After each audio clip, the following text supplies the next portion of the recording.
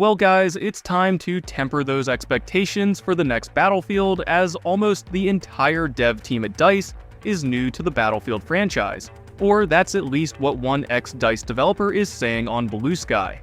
So instead of doubling down and expecting something truly great out of the next Battlefield, after all these learnings, all that money, and all the developers' time, rumor has it that Battlefield 2025 isn't much to write home about, even after 4 years in development and massive changes to leadership. But like always, hit subscribe, temper those expectations, and let's get into the full story.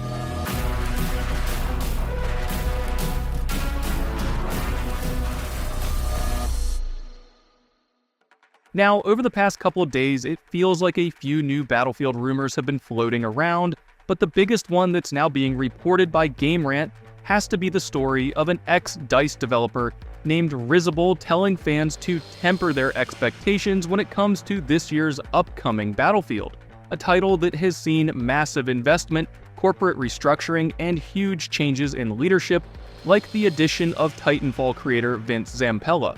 The game's been under construction since at least the release of Battlefield 2042 back in 2021, a game that had a horrific release and was plagued by issues, some of which EA downplayed as out of their control.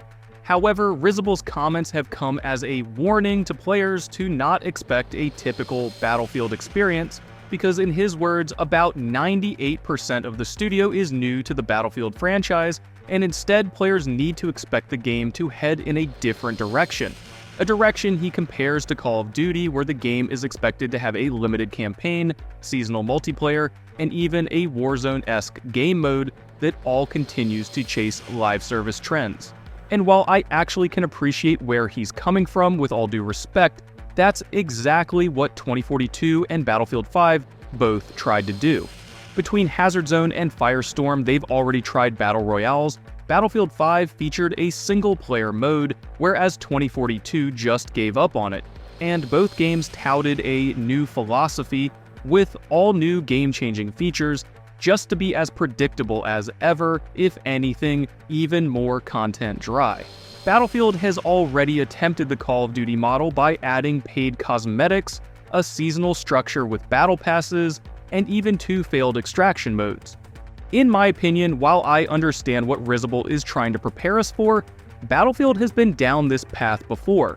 The real change now is to see how different this new dev team really is. Because you gotta remember, we're also adding more studios into the mix from the very beginning, this time between Ripple Effect, Criterion, and EA Motive.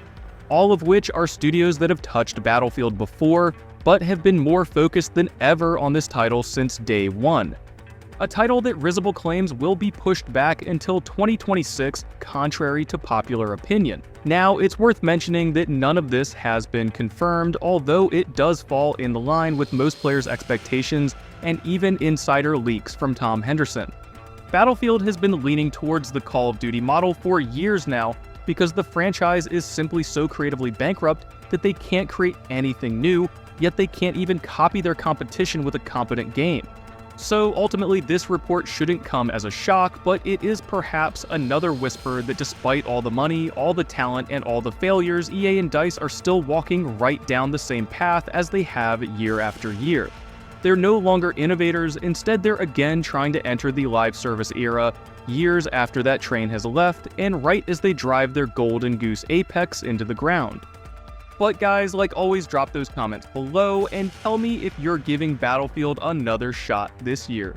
For all things Battlefield and Delta Force, stay tuned and subscribe, and as always, thank you guys for watching.